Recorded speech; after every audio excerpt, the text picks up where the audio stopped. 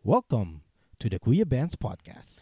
Hi guys, welcome back to this week's episode of the Kuya Bands Podcast, your favorite Bisaya podcast. How are you all guys doing? Thank you so much again for being here with a brand new episode that we have for today. This is actually episode 12 na no, of this show. Grabe guys, it's been a come a long way na. Naks naman. Anyways guys, no, hope you are all staying hydrated. Kaya grabe ka init good karon. It's very hot outside. So, yeah. I just want to have a discussion with you guys, no? Okay.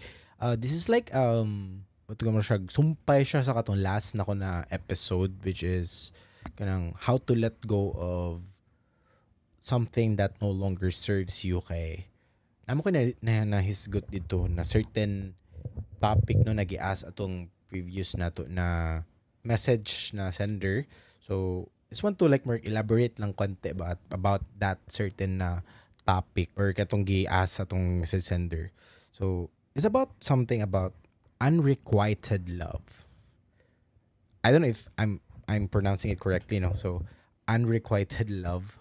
Have you guys ever been into that situation na you had experienced that in your life? But before we dive deep into that, no, let's try to define what's unrequited love. Or if i-correct ko rin sa comment section guys if sakto akong pronunciation kay dili ko sure po kung sakto ba akong pagkaingon ani na word. So, let's try to define it by definition sa para at least we have a basis kung unsa na siya about and as we go forward on this topic. No?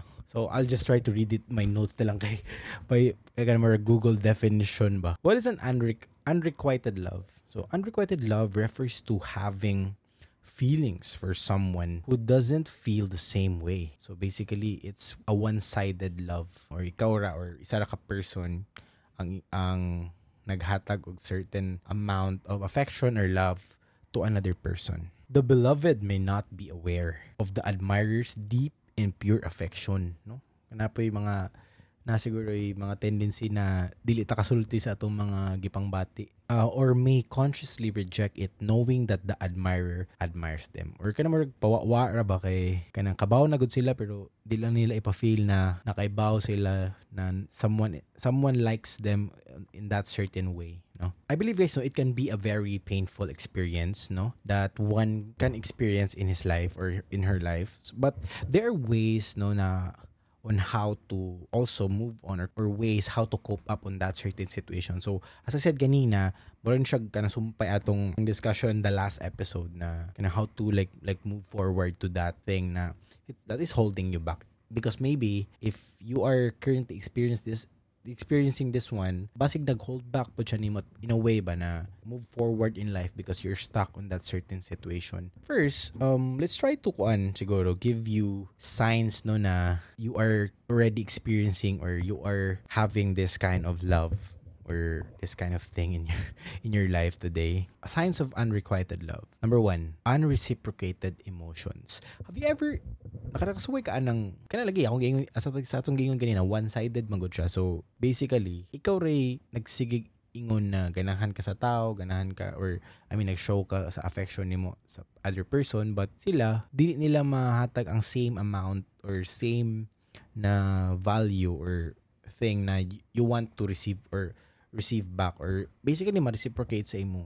So that's one sign na it's an unrequited love kay ikaw raman ang nag-give og certain amount of emotions na the other person ay wala gihatag sa imo. Another sign could be having an unrealistic view of the person that you are in love with.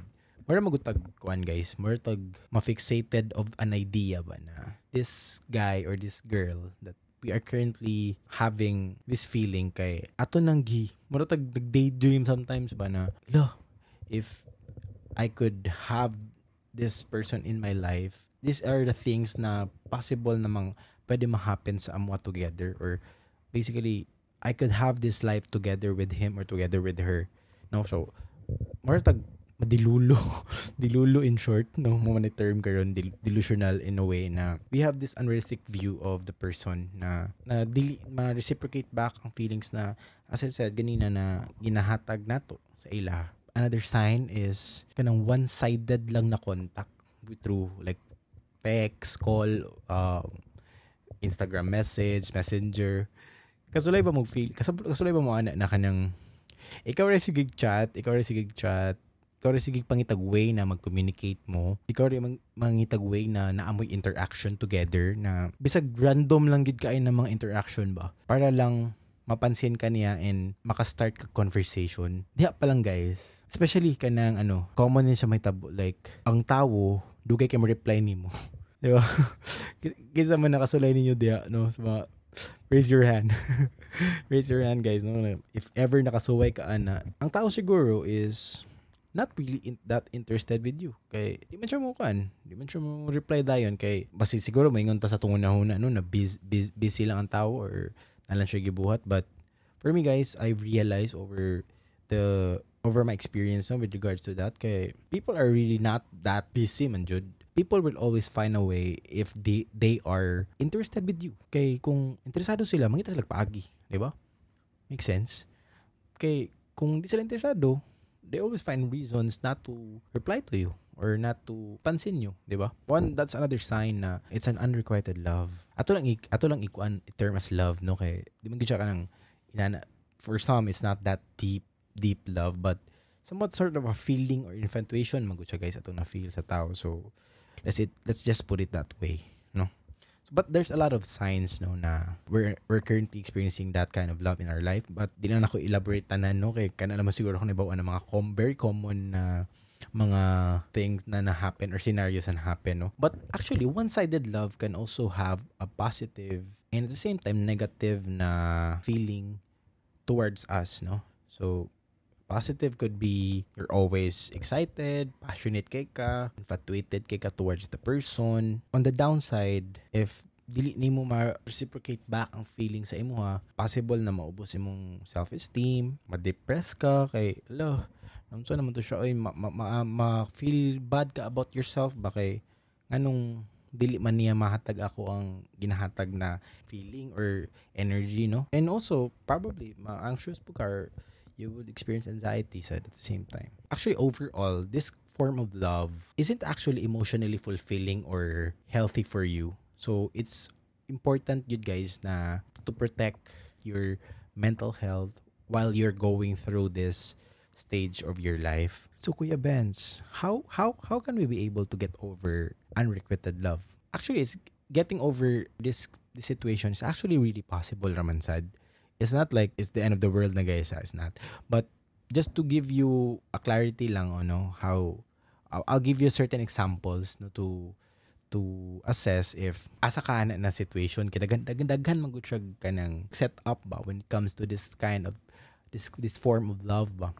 Exhibit A. If your love was already your friend. Di ba lisod? If dugay na kay mo friends or namo sa isa ka friend group, di man gid malikayan or maabot man gid siguro sa time na you would eventually tell or confess your feelings. And it really sucks no if they would reject that feeling no. If nakaana na situation ba how are you going to react or what should you do no? Number one, it could be give it time no. Ayaw lang dalian na nitugan ka and then you reject ka. Tagaig time. Give yourself the time. Give him or give her a time and also a space for herself or for himself na to process the declaration of your love. Di ba? Kaya basig nakuratan sa na siya ba na nalisang po na siya sa imuhang pag-confess. Diha, no? If you really value your friendship, no? So reassure your friend na let them know na you can accept their feelings, na whole heart ka ng no hard feelings, dili ka malain kung unsa man gani ilahang reaction or decision out of the declaration na you did. And you could also reassure him or her na you still want to have that friendship to remain the same no. And just by saying that, don't have to expect anything out of your friend no, na kung di pa niya kaya, try not to dwell on the rejection lang gihapon na kung give it time. I guess I said number one, give it time. Ayaw lang siya dali na to process the feeling. Another way could be just try to go back to your normal na routine, like as if lang ka na wala inahitabo no. Kay medyo awkward man gud siya no na pag especially pag kanang andan nimo nag-storya mo or what kana si mo kuyog nya suddenly di na po mo magkuyog kay ana lagi. So naman gini tendency na ma-avoid mo sa each other. So kana lang return to your normal routine lang. Ayaw lang kaya siya i-make I mean, dili kini mo siya super big deal ba. And lastly could be just keep it friendly lang. If dili gid ma-reciprocate back ang feeling sa imo, ayaw lang gid, ayaw na patas ayaw na keep it friendly lang, ayaw na pag-flirt or ayaw na pag-make og mga anything na prolong that feeling, no? If dili gid siya, dili gid siya. Kaya kung sige gapon kag kanang gi-reject na ka. Sige gapon ka og padayon sa imong gibati na nang imong gyapon gipadayag imong gugma imong gugma sa iya. Grabe ka lalo. Ma-confuse na po na imong friend niya. Uncomfortable na kaya na siya nimo. So, di na nun, ang ending, dili na mo friends na noon. Di ba? But if you're really struggling with the rejection, you may need to actually pull back from the friendship or from the relationship that you have with your friend. Or also, if not, it may also help na you would have interactions lang in a group setting or kanang daghan mo, dili lang ikaw mo randuha kay that could also make him or her uncomfortable. What I'm trying to say is it's okay to need some space and time to heal after the rejection. Your friend also might need that as well. So, kana lang, kalma lang mo diha, guys.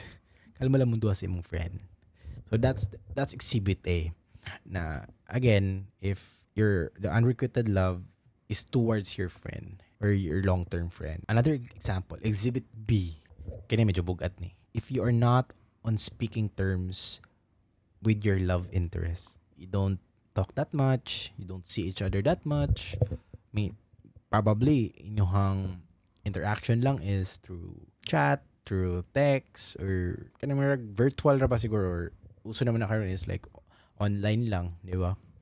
So, how do you deal with that? That's very tough, man. To be honest, I also had that experience, no, in my own personal life, but we're not gonna be discussing that. Kaya medyo, what could you do in order for you to be able to get over that feeling, no? First, probably you should first be, stay busy lang siguro sa mga butang na kinabuhat nimo aside sa kana, no? Daghan mo gitaglain mga responsibilities in life, and first, you have to stay busy lang yun gihapon. Or aside from your work or your school activities nimo, you can also try to revisit your hobbies or discover new skill or what kana. Parang something lang to keep you occupied ba na dili lang ka mo sige nahuna ato ni ate girl. You could try also investing in yourself, no? Try to improve yourself kay what ta kay bao ba kana na girl or kana na guy na imuhang ginadwelan na love or kanang gitagaan mo na love, wala lang din niya nakita ang value sa imo because of the person that you are right now, no? Dili man gid ta, we are all human beings and we're all capable of improving, learning, and siguro kay wala pa ka sa imuhang wala pa ni mo na-achieve ang imuhang own na personal na goals, it's also a sign siguro na you need to invest in yourself na mo try kag learn something new, learn a new skill, imo siyang i-use as a fuel but to be better, not bitter. Kaya sabi bitter naman ta sa atong mga sa inana ng mga scenario ba. Another way could also be kini mo ni siya effective kini siya for me, guys, on my personal experience gid kayo. I try to use humor as a coping mechanism, and I sometimes tell it to my friends, to my very close friends na ako ba this and that. Yeah. Ako na lang siyang himo na sa joke ba na marag deep inside medyo natarog kagamay, but kana siyang himuon na lang nimo siyang joke ba na bike mo ni siya ani akong na feel na delusional na kay ko ani na girl, and then katawan lang ko nila na mo din na imong experience na mga ni nana mo siya himong inana kay because grabe ka sakit ang by sakit gid siya sakit ma-reject dili gid siya lalim, no na ma-reject ka. So it's like a way of me on myself na how to cope with the rejection, no, na himo na lang nimo siyang joke or something funny na you could have as an experience to move forward. And maybe lastly, try to meet new people lang. Doesn't mean man good na reject na ka before, ma-reject na po maghapon ka. So no, depende man na siya. So by meeting new people, as long as you are ready na po after that certain rejection na you had experience, mura kag maano lang, mura kag matagaan ng second chance pa, no, na to have a shot on something na you thought na you could never have ba. But remember guys, it's okay to grieve the loss. Give yourself time to move on and process your feelings. I know it sucks. I know it gives you anxiety, but yeah, we just have to accept it for what it is. Okay, we can never change how a person feels about us. Exhibit C. Kanina po dyan atong balihon. What if someone else is in love with you, but you don't feel the same way? How would you feel? How would you react? We will try to understand the other side, no? The other side. If we're on the other side of the spectrum, of course, this may feel like a lot more awkward, no? Na kay kita may naka-receive sa love. Sometimes we don't want to hurt the person, or we don't want to make them feel bad about themselves. How do we tell them gently? Or how do we reject them politely? Politely enter. Or kanang mar dili ra kay nimo masakitan ilang ilang feelings ba. Number 1, never or do not ever avoid the person. Ano man, without a response, the person may keep on trying to contact you. Murag maho guys na magsige siya follow up nimo. Kung let's say ikaw ay siya ni confess siya sa iyang love sa imuha. And then ikaw pod niana na ka gigi. How would that make the person feel? Wala na mo siya gi-reject, wala po na mo siya ginag-yes. So, ang tao sad, mag-expect yun og something, some sort of response from you. No, so the first thing that you need to do is you do not avoid the person. And number 2, if it's possible, you discuss things face to face, or you have to tell them personally. Because for me guys, I am a firm believer na lahi ra jud ang emotion or ang message pag imo siyang i-text lang, itawag, or i-send sa IG or sa Messenger. That may not get your point across, or di mo mapa-feel nila na mao ni akong gusto i-point out. I appreciate the feeling, but this and that and that. And also, you need to be more compassionate and honest lang good on how you feel. Guys, sometimes guys, it's better to have clarity on the person kaysa naman you keep them off on the hook na dili ka firm or dili ka straightforward with them, no? So I believe you owe that to them na just be honest with your feelings lang and try as much as possible your best to be truthful lang gyud sa unsa imong giingon. The reason na I cannot reciprocate the love or reciprocate the feeling because of this and that and so on and so forth. Another thing that brings me to the point na, again, be clear about your emotions or your feelings, and also don't ever give them false hope. Kinigid siya guys. I really want you to understand na ayo paasahan tao ba ayo di ba? If ikaw ang naka sa other side, you would really feel shit about yourself kung gipaasa ka or ikaw ang gipaasa, di ba? Because I know rejection really hurts, ba? Sakit kay ma-reject. And anything, not just in love, di ba? Ma-reject ka og work, or kanang agi-applyan nimo na dream job nimo, ma-reject ka og kinang visa na or a country that you want to go.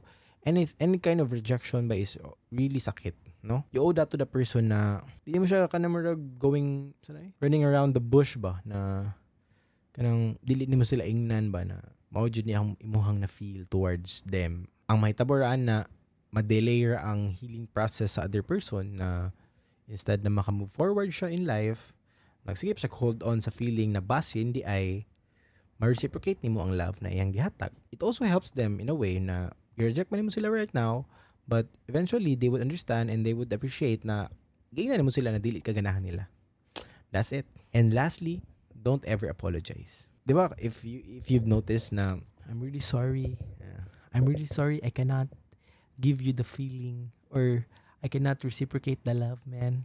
Don't ever say sorry, guys. You don't need to apologize to them. You have to understand na if the feeling is not mutual, it's not meant to be. That's it. Those are like, more ako na think lang no ng mga common na examples. I don't know, let me know guys in the comment section, or let me know in the in the comments below if napo ko yung mga na-miss or what's your thoughts ba or what's your experience. But I really want to know, no? We have a different kinds of experience. I'm just giving you like general lang na siguro na mga scenarios na what I've noticed and also mga na-experience po na ako in my own personal life, no? So just to leave you something. I know, guys, it's hard to wait around for something that you know may never happen. But you know what's even harder? It is to let go of something that you know could be so special. I know it's really tough, no, sa mga naka-experience ni karon, but just be yourself. Someone will find you perfect. You cannot please everybody, but you can be a blessing to one. Maabot ra ang tao na would make you feel na you're enough, no? Na would give you the love that you deserve. Maabot ra na. Again, thank you so much again for watching this short episode that we have for today. I hope you've learned something. This is like a medyo light lang na episode. I don't know if napansin niyo no na I'm using a new microphone, guys. I hope na you'd appreciate the quality of the audio, no? So I hope na I could make more episodes with this, and yeah. Let me know, guys, in the comments below if what do you think about the episode. Try to share po your experience, no, na mga sa inyo ba or sa inyong mga friends na had this kind of situation in your life. And yeah, tell them, share this to them if you find this interesting. And yeah, don't forget to leave a like and follow our page, Kuya Ben's Podcast, in Spotify, Facebook, and YouTube. And yeah, as I always say, don't forget to tell somebody that you love them. I'll catch you on the next episode. Peace out, stay safe, and yeah, I'll see you in the next one. Peace!